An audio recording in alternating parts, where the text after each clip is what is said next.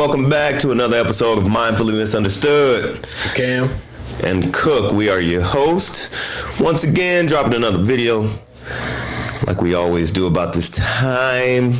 Yes, sir. Yes, sir. Yeah. How you doing today, brother? I can't complain, man. Yeah? It's a beautiful day. Yeah. You know, it's snowing like hell. Yeah, well, hey, man, sometimes you got to take the snow with the sunshine. Makes you appreciate the summer. True. My opinion. True. Ain't gonna argue that. I try to find the beauty in everything, brother. I don't like it. Don't get me wrong. I don't like it, but there's beauty in it. True. Yeah. Some of our southern citizens who've never seen snow before. It's kind of, I don't know. I can't imagine not ever seeing snow in my life. I don't know. Yeah. It was weird when I was in Cali, ain't gonna lie. Yeah. Where it's just like 50 degrees. Uh-huh. Yeah. No snow, it's just... You know what's interesting though? I thought Cali had the same weather as Florida. No, not at all. Yeah. Apparently Cali isn't as tropical. Never rain. Well, I won't say it never rains, but it very seldom. It gets colder too. Oh yeah. That was one of my dream places to live until I found that shit. Don't even. For what? Why are we going where all the old people retire? Hey man, I don't know. I visited Cali once and I thought it was pretty dope. It's even doper living there. Yeah. Having the mountain reserves right in your backyard, I liked it, man. Yeah, man. I mean, so I don't know. Maybe the concept of the houses too are dope. Maybe I'll just give me a house all four corners of the country. That's my goal. Anyhow, I'm down with that. Yeah. So it's funny because Cali is super expensive. In some parts, yeah. Oh, okay. Well, definitely the part I was in. Where are you at? LA. Like LA? Well, not too far from LA. I know we drove by the Nipsey Memorial site. Yeah, so that's so we were a good 30 minutes away from that. Yeah. So I think we were in LA, but yeah, it was a little pricier than here in Chicago. Yeah, definitely. I know a couple cats who went and worked out in San Diego and came back because I guess what we make didn't stretch as long out that way. I mean, making, because I made over 100 there, but making over 100 there is like making 70. Okay. Yeah. And so, all that money talk, man, it reminds us of today's topic, consumerism, which is, I speak a lot about it, to whoever would listen. Mainly, you and I had plenty of conversations around the subject, man, and True. I think it's one thing that hurts us as black people. Yeah. It hurts us, man, because not because, but it's sad that we're actually born into it more times than not. We're actually born into consumerism, and I can't wait for the day. I think we're getting to a point, man. I think we're getting better, but it's still a big issue. For sure. When a lot of our parents think they're good parents because they got their kids the latest clothes and the latest gadgets and shit, and haven't really taught financial literacy. I seen a meme one time that said if black parents push financial literacy as much as they push religion, we'd be in better shape. Oh, for sure, bruh. That's hands down, like yeah, spot on. And I know you got a story to where Well, I don't know, man. Every time I seen your ass when you was young, bro. Hey, remember that needs to bring this up, that song, ain't got no job, but I stay sharp. You was a fly young nigga, man. That's messed up, bro. You was fly as hell. That's I can only attribute that to my mom's. Mm-hmm.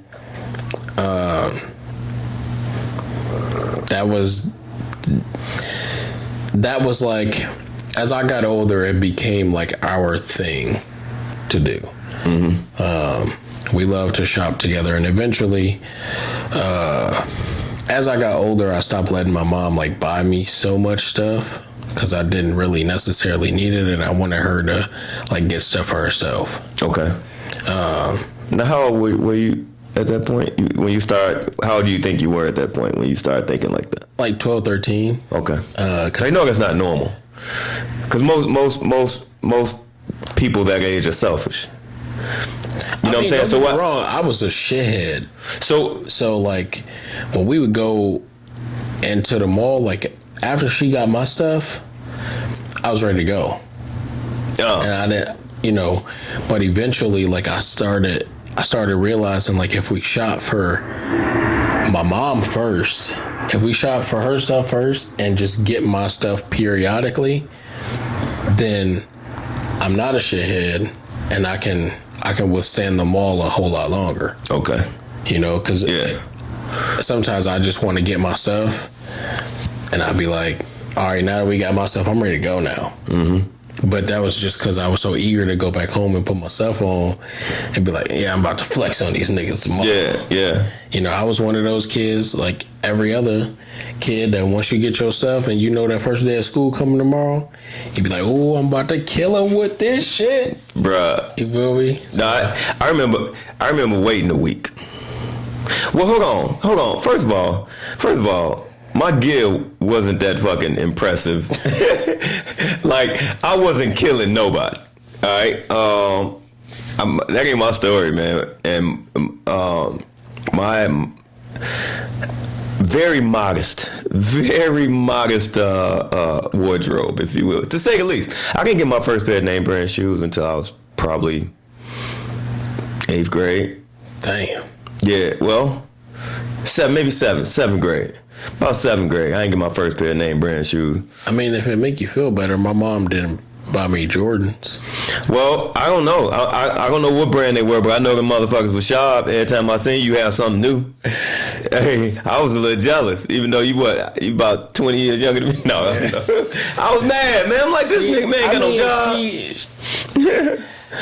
I know it wasn't realistic, but I definitely did feel like I got shoes every 2 weeks. Yeah. No, that wasn't. No, I had to tear mine up to get a new pair. Like, I had one pair of gym shoes. I had my dress shoes. I had some play shoes, and then I had my gym shoes. Yeah, I had one pair. I probably had over. At one point in time, I probably had upward of over 100 and something shoes. That's crazy. And it's surprising that you aren't like this materialistic guy. I was for. I'm saying, it seemed like it's just still. In my younger years, I definitely. I mean, I never cared for Jordans as a kid, though. Mm-hmm. Like, the only Jordans I ever wanted to rock was the Bred 11s. Mm-hmm. But every other shoe, I didn't really care about. Man, let me see what the Bred 11s look like. Cause it's just the regular red and black, the ones that Jordan rocked. Those. Oh, I like those. Yeah, those were the only pair I ever wanted to rock. Okay. And my mom was like, "Yeah, no, I'm not buying you." She would tell me like straight out, like, "I ain't buying you Jordans. Mm-hmm. Like, I think that's too much for a shoe."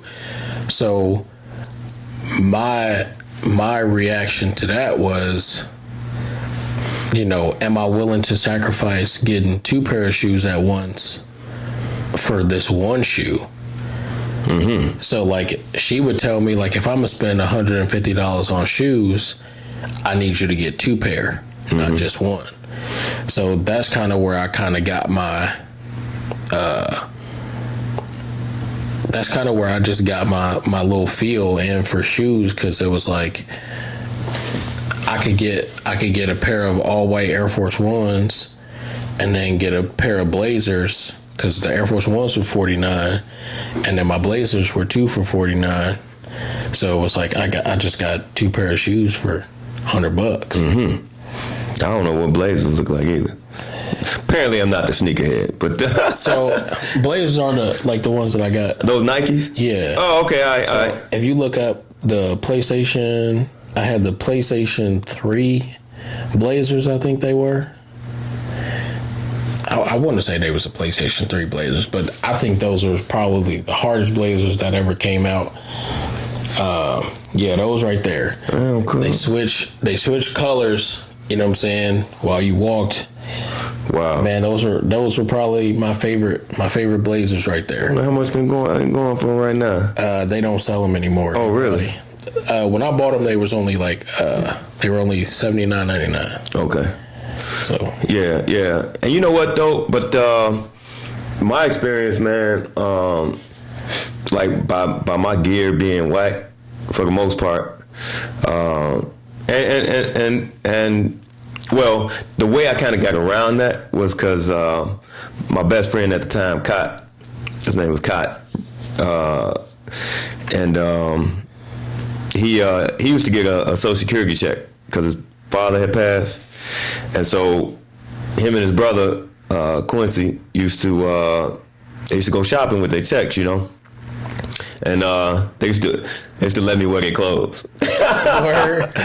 Yeah, man. So whatever, man. Y'all judge. I don't care. That was back then. But yeah, we used to we shared clothes, and so it made it look like they had more clothes than me, definitely. But it made it look like I had more than I did. I actually probably really had like 3 pair of jeans.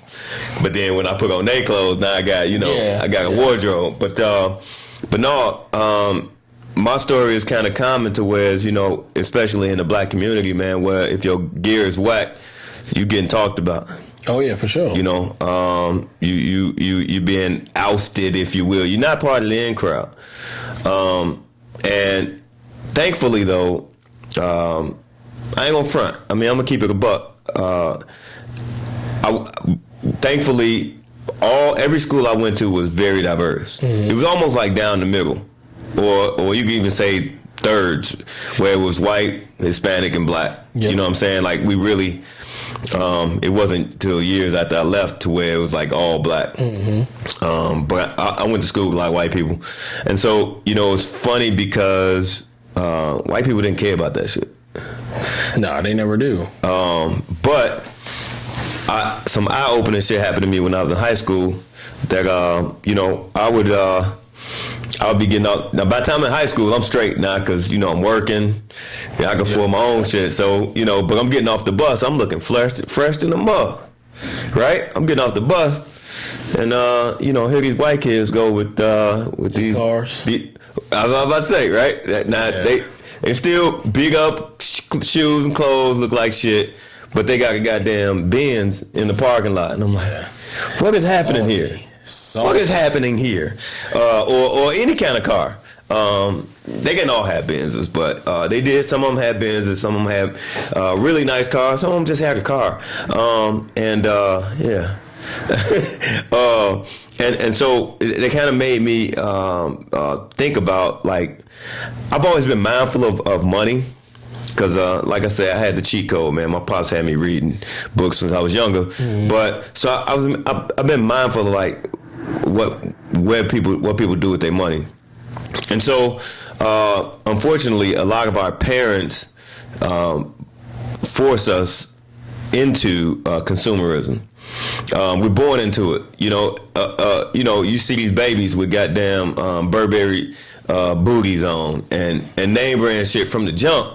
Ain't no way, boy. Ain't no way, boy. But I'm saying, no way, boy. Yeah, you see these kids, man, and they'd rather have Batman shoes, but you think you're less of a parent if you give them Batman shoes. You give them the Jordans. I tell my kids, I don't care what type of shoes you wear, because I ain't wearing them. Mm-hmm. Kylie right now got on some colorful Skechers, bruh. But here's the thing, though. I ain't tripping. Yeah. Guess what? You gonna have an amazing credit score by the time you're 15, and you're gonna have a couple buildings in your name. So that, you know what I'm saying? That's the key right there. I'm not tripping. That's what I'm really trying to push us to do, man, is to understand that money is power, and what are we doing with our power, right? We're teaching our kids to throw it away early. Now, my situation could easily turn into me being materialistic right now because I'm still trying to shake that kid who had that whack ass gear. You know what I'm saying? You got people out here grown as hell, still trying to shake that kid to try to prove to the world, hey, I'm not that dirty motherfucker from the hood. Now, don't get me wrong. I ain't gonna lie. Sometimes you do have to go, especially with us being young black men, you do have to go that extra mile to show motherfuckers like, yeah, I'm that guy. So I'm gonna need you to come to me with a little bit more respect. Yeah, but okay. So, but I guess, and I'm saying business wise. Yeah, for a fact. But I think what's missing out of the conversation with the consumerism is that we're not teaching our young folk what to do with their money or how to manage their money. Now, there ain't nothing wrong with looking good. I ain't got no problem with it. But a lot of us are looking good at the expense of actually being good. Oh yeah, no, I'm good on that. You know what I'm saying? Whacking the whole check just to show somebody a symbol of success. Listen, I will wear the same shirt every episode for 365 days of the year, and I would not bat an eye. Yeah. Well, and because what that would probably exude is confidence and maybe a high self-esteem. A lot of us feel shitty inside. A lot of us we don't value ourselves, and so we have to put on this stuff so we can show the world that we have value. And so that is dangerous. I mean, you could dress up the shell, but you can't do nothing with the inside. Yeah, right. Yeah. It's like putting perfume on a pig. You know what I'm saying? Pig. Yeah, still a pig. Still a pig. It just got perfume on that motherfucker. Yeah. And so that's why it bothers me that how much money. Hey man, don't tell me ain't no money in the hood. Don't tell me ain't no money in the hood when everybody else, all these other races, come to the hood and extract money from the hood. There's money in the hood. But it's like, what are we doing with it, right? We're giving it away like way too easily. Again, there's nothing wrong with having nice things, but did you prioritize saving and investing first, and then going out and getting nice things after you've taken care of those two things? That's the one thing that isn't really taught to us. You know what's funny? It's funny that you say that, because I used to think, back when I was like broke, I had saved a good amount of money to get my iPhone. Like, I had saved up money for my check. I was like, man, this is the one thing that I really, really want, right? Mm-hmm. And I saved up and I bought that iPhone. But I still felt kind of shitty because I was like, man, I got this iPhone, but I'm still on government assistance. Come on, man. And it's like, you look at other people like that, and they got these fucking Coach purses on. You know what I'm saying? This Louis Vuitton, like everything name brand is on their body, and then they go to the register and they pull out a link card. Yeah. And I'm like, bro, I can't. Like, I used to tell Vanessa, like, bro, I'm not going to the grocery store and pulling that shit out. And it's not, and I'm not trying to knock nobody for using it, right? Because you got to do what you got to do. But I felt some type of way about it because it was like, I felt like I was better than that. Yeah. You know what I'm saying? Like, I don't need no help from you, dog. Like, I can figure it out on my own. And it was like, for me to have the things that I had and then still have to pull out a government issue card, I was like, man, this shit just don't sit right with me. You know? And you know what? A lot of these motherfuckers got the link cards though, and they don't really need them. Yeah. And so it's a finesse. So it's not the link card itself. Point is, the link card itself is not necessarily an indication of a person's economic status. Not at all. However, now you should feel bad, motherfucker, if you got, because that's taking resources from somebody who potentially needs it. For sure. But you got some finesses out here who are actually. Now I would tell you this though. I did some shopping for somebody once, an elderly person who had Link, and so it was funny because I was just hey, she gave me the card. I went to make a grocery run for her and bring the stuff back, and but I'm pretty sure I was being judged while I was in line. I wasn't trying to have the card, but people were probably looking at me like, this young, he's able, he got nice clothes on. What the hell he doing with a link card? Well, you don't really know the story. So, but I was actually doing shopping for somebody. But but yeah, you got people out here who really got the cards, no need them. Yeah. But that I mean, what has been your experience like with consumerism and like what have you observed, even whether it was close to you or I mean, I think I started like, I used to be super big on clothes and shoes. Like I was big on that from like 13 to like 17, 18 probably. Right. I think right when I had my son is kind of when I just kind of grew out of it. Okay. In the sense where I was kind of just like, I didn't really see the purpose in it anymore. Cause I mean, having like being, 13, 14, having shoes, like a collection of fucking shoes. And then I had a plethora of hats to damn near go with every outfit. I was kind of just like, I had it and that was stuff. And my mom gave all of that shit to the Goodwill. Yeah. You know what I'm saying? Like I had shoes that I hadn't even opened that were given away. Shoes that still had tags on them. Damn. Yeah. Now, come on. Now that's obviously that's wasteful. Yeah, for sure. When you got also, in my defense, I was getting 2-3 pair of gym shoes, depending on the price, because my mom didn't spend like a shit ton. But if I could squeeze in an extra pair to hit that 150 mark, oh yeah, I was doing it for sure. Yeah. If she told me like, and our family was real big on holidays. So like if she told me like she was gonna get me a couple of outfits for, Easter and Christmas and all of that stuff, like she would tell me how much I had. And I would basically decide, well, do I want more shoes or do I want more clothes? And sometimes that would be shoes. I would prioritize my shoes over my clothes. It just varied. But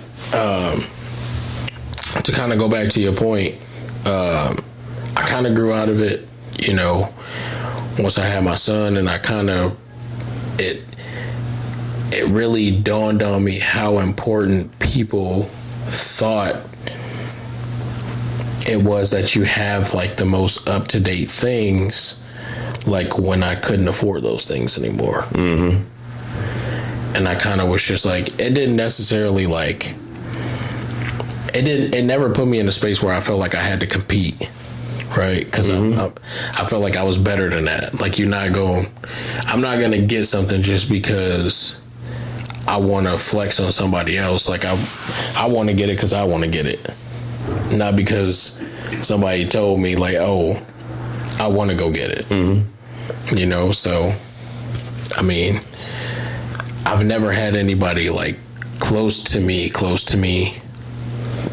to be like, oh yeah, I want to go buy this and that. But I have seen it. Yeah. And I think it's very, very deadly, because when you ask a person, you know, why are you getting these things? And if they can't tell you it's because they want them, then I think that's a problem. Well, I think most people will probably just say that anyway. Cause I don't, you know. well, okay, because now if you say because you want them, it's like that's too general. I think, okay, because case in point, now I understand that there's a quality factor there. Mm-hmm. I want quality things, right? So there's a quality factor there. I had case in point. I used to buy wallets. It seemed like once a month. I used to, get the little Walmart joints or whatever. I used to buy wallets like once a month. Dude, I had this. Somebody bought me a Coach wallet for my birthday one time. Yep. I had that Coach wallet probably lasted me about 10 years. For real. I think I just threw it away. Like, I had that Coach wallet for so long. It was a quality wallet. Now, that's one thing. If you have the budget for that quality and you've satisfied the other areas of your money management first, savings, investment, yeah, by all means. But a lot of us don't do that. Of course not. Yeah, we go straight to the look. A lot of us don't even have emergency funds for a $500 expense. Come on, man. I think, there was a study saying that it was like some alarming number of households don't even have $1,000 savings. I don't know. I don't know if I'm sounding, I feel like I'm sounding bougie when I say, what the hell? That's crazy. To some, yeah. A G ain't shit. But when you're talking to people that aren't willing to even, like, they'll spend a G on their clothes, but they won't spend a G to invest in themselves. Come on, man. And I think that's kind of like, for me to, case in point, for me to spend $300, and this is fact. For me to spend $300 to $400 on Call of Duty memberships. What the hell? Yeah, that's what It's a real story? Yeah, I spend probably $400 on online memberships for me and all my kids, and that's not even including my last two. So we talking 5 different systems, we talking 7 different systems, all having online.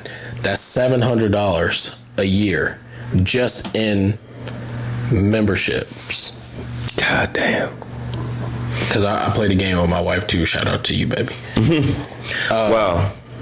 Ooh. For me to spend $700, right? Because that's what it's going to come down to eventually. For me to spend $700 on Call of Duty, and that's not including the weapons that my sons want, right? The weapons that I buy. Wait, you got to buy weapons on the game there? You have to buy. I'm in the wrong business. You have to buy specific DLC packs for my Call of Duty boys and girls out there. You know when you know.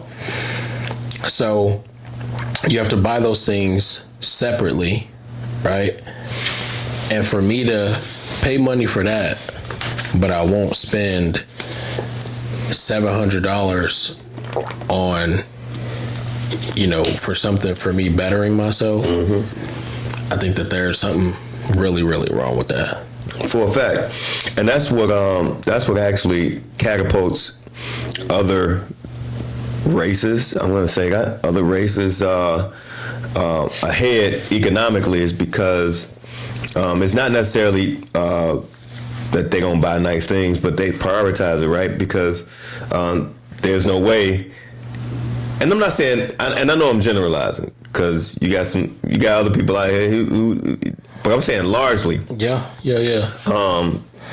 They get their savings and investments out the way, and then if there's anything left, they decide, hey, I want to buy something nice. They'll do it, and with the understanding that money is power, right?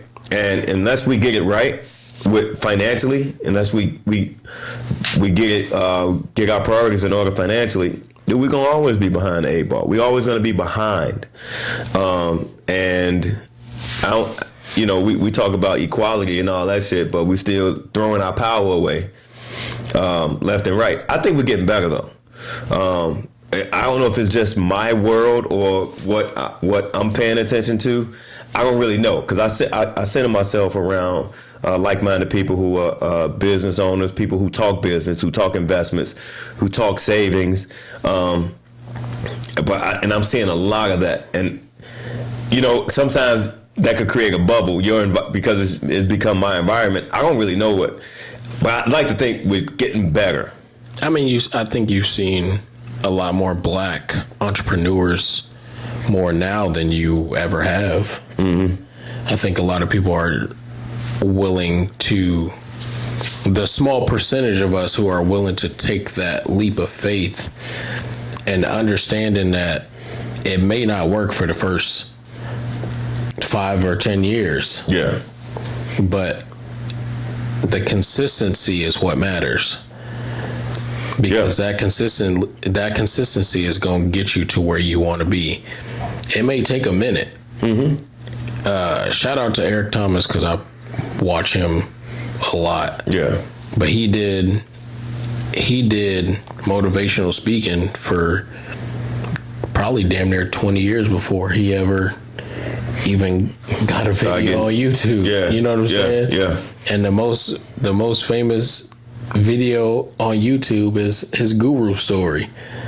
You know what I'm saying? That's where I first. When they saying they got dunked him in the water or something. Yeah. I remember that. You know what I'm saying? I remember my first time watching that video. You know what I'm saying? And I've been following him, and that was probably in 2013 or something like that. So I remember, just following him from there and seeing his growth, throughout the years, and him becoming the number one motivational speaker now. It's like you see the progression, and you see the things that he talks about now versus what he used to talk about back then. It's a different walk, it's a different talk. Mm-hmm. Well, I mean, that's with the understanding that we should always be on a journey to grow.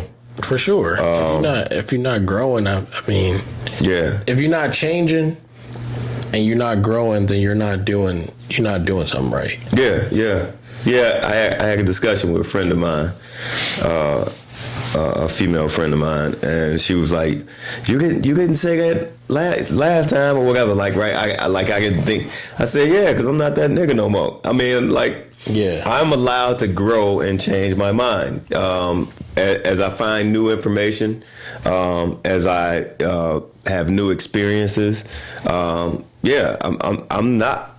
I have no desire to stay the same forever, and so with that change, my mindset may change, and so that's why I really do. I even try to talk to my kids, man, about being careful. About what they put on their kid, on my grandkids. You know what I mean? I know I don't look like a granddad, but I'm a grandzaddy. I'm a grandzaddy with the Z. Grandzaddy. But no, because we don't want to start them to thinking early that I'm not shit if I don't have XYZ on my body. You know what I'm saying? For sure. And it's a shame that It's a shame that we do that to each other, and so like if we can collectively work on stopping that and having different conversations, because I'm gonna tell you this, man. I know you as well as you do. I'm sure I know people who look real good out here, and ain't got shit. I also know people. I also know people who don't look like they have much and sitting on a nice situation. You know what I'm saying? And some of my mentors, man. I know I got a couple mentors, man, who were sitting on M's before they start, looking like they had something because they had a plan. You know what I'm saying? And it's kind of like that delayed gratification. I'm reading. I read this book called "Don't Eat the Marshmallow Yet." And so it's basically about delayed gratification, where they did a study. But anyhow, they did a study about delayed gratification, and typically, those who can practice delayed gratification tend to be more successful. For sure. It's about sacrificing what I can have now for what I can have later. Sure, I could probably go buy a Maserati right now. I don't care too much to be pleasing you motherfuckers, to spend money on a Mazzy. Yeah. I'd rather put my money into a business, okay. And it's all about the mindset of money, right? What do you think money is, right? So poor people primary use of money is to pay bills, right? Middle class people primary use of money is to maintain a lifestyle and credit. Mm-hmm. But the rich mindset is to primary use of money is to make money. That's the rich mindset. And so that's what I look at, man. I mean, if I'm buying something, now don't get me wrong, I will buy stuff. You know what I mean? Yeah, for sure. But I spend more money on something that's gonna yield me a return than I do on shit that ain't gonna really yield me a return. I mean, I bought a couple pair of Jordans, right? And that's because I just wanted to treat myself. But if you add that, if you compare that to what some other shit that I got in place, that was minuscule. You know what I'm saying? And I just really got no desire to please people, in that way. I don't give a fuck if you think I'm broke, busted, and disgusted. That doesn't bother me. I know what I'm doing. It's funny because I had this conversation with my oldest son, Aiden. He was like, he was telling me that one of his friends was making fun of him because he wears the same shoes to school every day. Mm-hmm. And I was like, so what, buddy? He was like, well, they were just making fun of my shoes because they said that they were busted. I'm like, your shoes aren't bad. I was like, and it's not like you don't have other shoes that you can wear. I said, but you shouldn't really be worried about, what other people think about your shoes. I said, because I guarantee you, if you walk in a house, they don't have half of what you have. I was like, and that's no diss to them. I was like, but as a kid, you should never be worried about another kid's perception of you. Mm-hmm. Or anybody's, for that matter. Exactly. Except for yours. and I told him, I said, just to prove a point, I said, I'll go buy you some shoes today, and I'll let you wear them to school tomorrow. I said, now, that's just to prove a point to your friend that it's not about the shoe. Because I can go buy you a different pair of shoes for every day of the week if I wanted to. I said, but that's not what you're at school for. Mm-hmm. You're not at school to look flashy. You're at school to get an education. Now, some people may argue that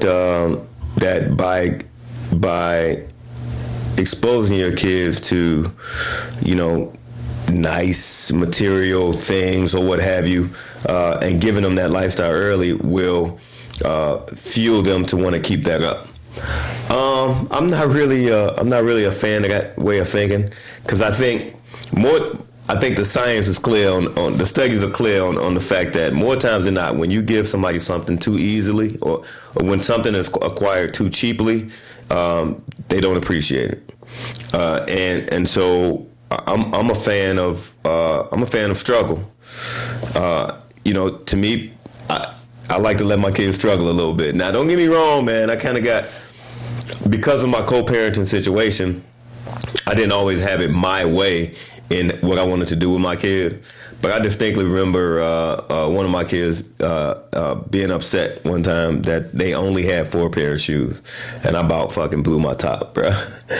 I about blew my top, man. You only got 4 pair of shoes.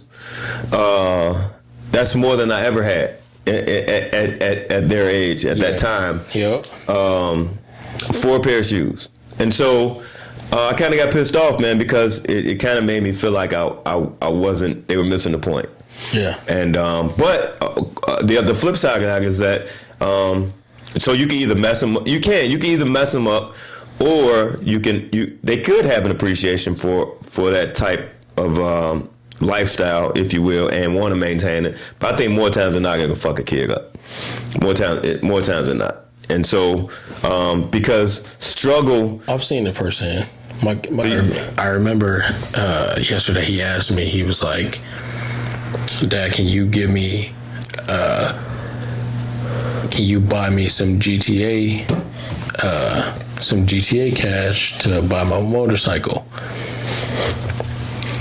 And I was like, nah. I was like, why you can't just do missions to get your money up and then buy it? Mm-hmm. He was like, "Nah, I don't want to do the missions because that takes too long." He said, "I only get like $1,000 per mission."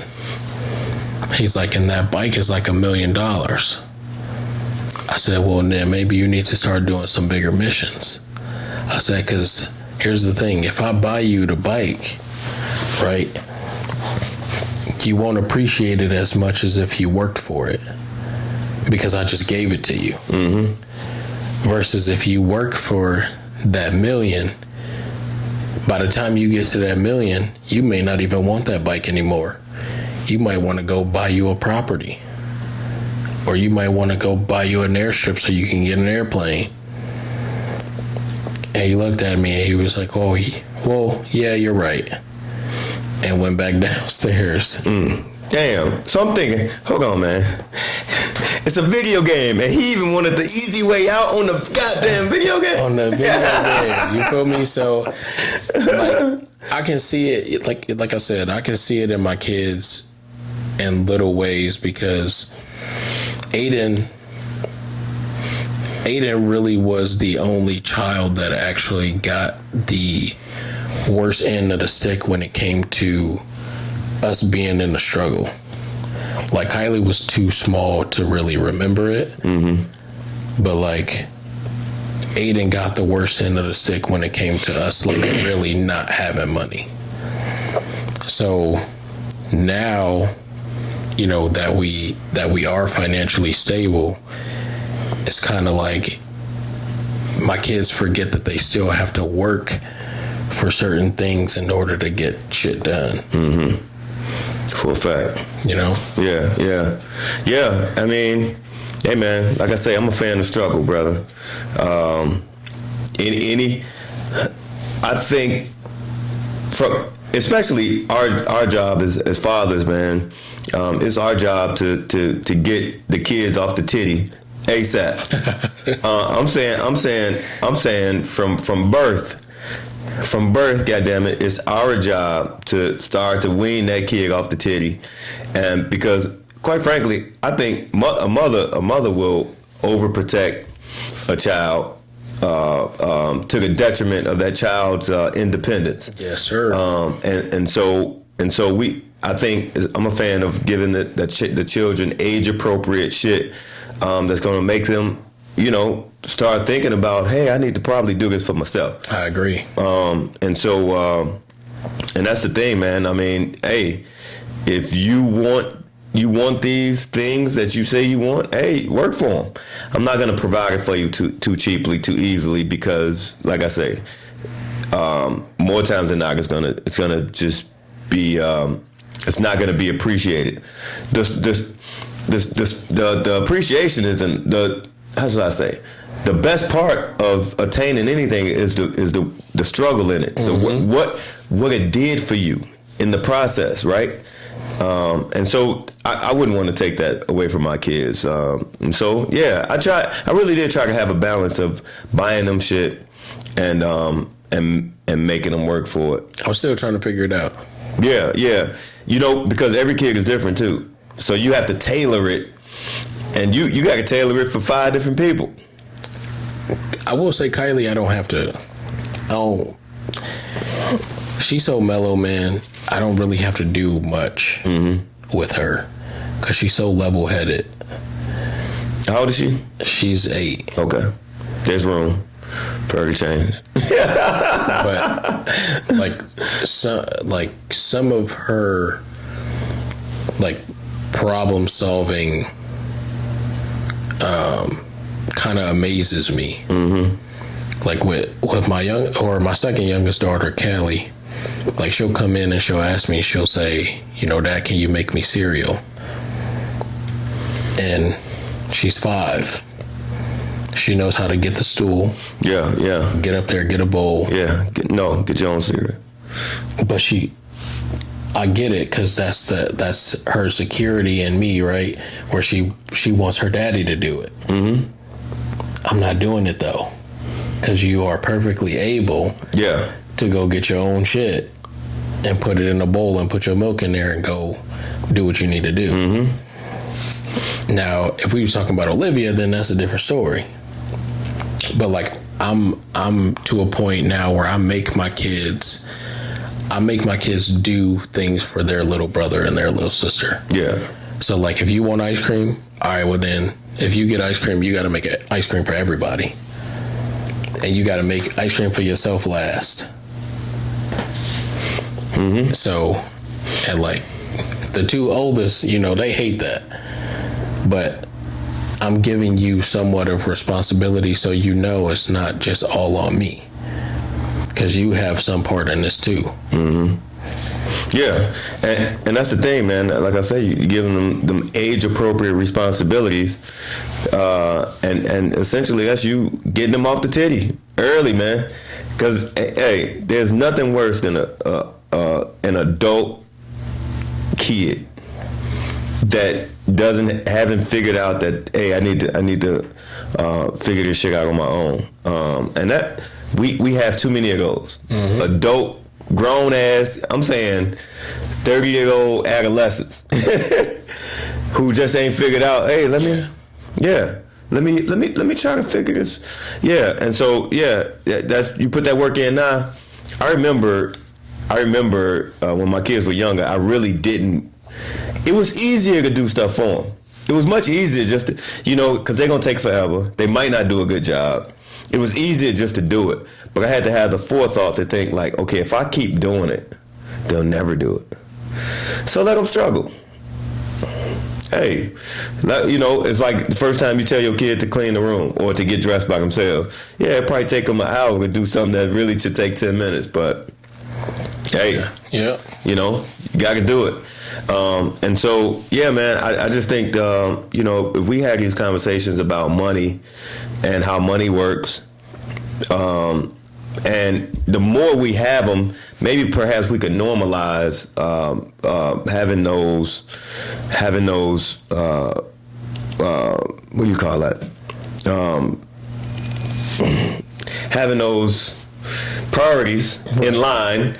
If we can normalize having those priorities in line in our community, man, like saving and investment first. You know what I'm saying? Don't put yourself out there, and maybe perhaps we can get away from shaming each other for not having the certain clothes and shoes. Hey, man. I mean, I think that just comes with a certain understanding. Yeah. You know what I'm saying? People got to know, for one, people got to know that you're about your shit. And 2, you got to be tough skinned and understand that your goal is a lot bigger than your circumstance. Yeah. But imagine if we could normalize that in our community. Man, it all starts within, though. Yeah. That's why, hey, man, I do what I can to like try to spread the word. You know what I'm saying? Quit buying them babies some goddamn Burberry booties. Fuck that shit. Goddamn Jordan booties. I'm saying instead, okay, there's nothing wrong with a nice shoe, but instead put that money up, bound some stock, some Nike stock. buying some Nike stock instead of buying all that shit. You know, maybe cut back on Hennessy so much and buy some of that stock. That what is that? LVMH stock. Yeah, I mean, listen, man, we could be in a better position if we just get our priorities straight. You know what I mean? Sure. And so I don't know, man. I'm glad I didn't fall into the consumerism trap. But like I've had my run-ins. I'm gonna tell you, look, bruh. So you know I'm good with money. All right, but here's how the interaction sometimes go with my people, right? So look, boom, many moons ago when I was single, you know, and I don't have no game. I got no game talking to women, but I felt compelled to talk to this lady, right? Like we were in Red Lobster. I felt compelled to push up, you know. This man just admitted he ain't got no game. I got no game. No, every woman I've met that I had a relationship with, I was introduced to her or we met in some kind of mutual spaces, whether it be work, school. Whereas I like to study. Well, so here's the thing. I like to study a woman first. Now we're getting off into another topic, but I like to study a woman first because I don't know if I'm wasting my time. You know what I'm saying? So just because you're cute, or you know what I'm saying, just because you're pleasing to the eye, I could still be wasting my motherfucking time. You know what I'm saying? So I like to see you operate first, you know? So in mutual spaces, we work, church, you know, school or what have you. You know what I'm saying? Or I know you through a mutual person. Mm-hmm. I can see how you move and I'm okay, I like how you move. Then I could push up but this particular time, so that's why I never really developed no game. But this particular time I felt froggy, you know what I'm saying? So I'm elite. All right. And so the chick in Red Lobster, and mind you, I had just got out of work. I was picking up some to-go from Red Lobster, and you know, so I shot my shot, and bruh, she roasted my gear. She roasted my clothes that I had on, and I'm like, you know, I mean, essentially in my mind, because I'm cocky in my head, in my mind, I'm like, hey, you passed on a good nigga, because you know, but I get it, you like what you like. But you know what I'm saying? Like, you judge too fast. Oh, for sure. For sure. And that's why, you know, I mean, essentially, you don't know what I'm about really, for real. But in my head, I'm an amazing nigga. You just passed up on a good guy or what have you, just based on this, you know. Yeah. And so that's the mentality, though. If you ain't got this and that, you know, you ain't nothing. You know what I'm saying? And like, you know, it was funny to me because I'm like, I know what I got. I know what I'm about. And I said, I told her, I said, you know, I'll leave you with this. I said, you know, when you start making real money, things don't excite you no more. And she thought it was game or what have you. But that's like, bro, I had been making six figures since I was like 21, 22. Like, so like. I ain't make six figures till I was 24. But you know, I'm saying like 23. I essentially I could buy what I want. Yeah. I just money never excited me like that, which is one main reason why I could stack it like I did. Yeah. But you know, we judge, right? And so, hey man, hey, you know who you are, girl. Out there, you know I try to push up on you, Red Lobster. Hey man. No, but it's funny. That's funny story. But that is. Yeah, no shot to my ego. But yeah, man, let's go ahead and get up out of here, man. For sure, man. This has been another episode of Mindfully Misunderstood. We thank you guys for joining us for another episode. Make sure you like, subscribe, and hit that bell notification. Make sure you comment. Whether it's good or bad, and the content that you guys want to see. Anything else you want to? Yeah, man. I just want to say I appreciate the support, man. Appreciate the support we've gotten. Appreciate the support we've been getting.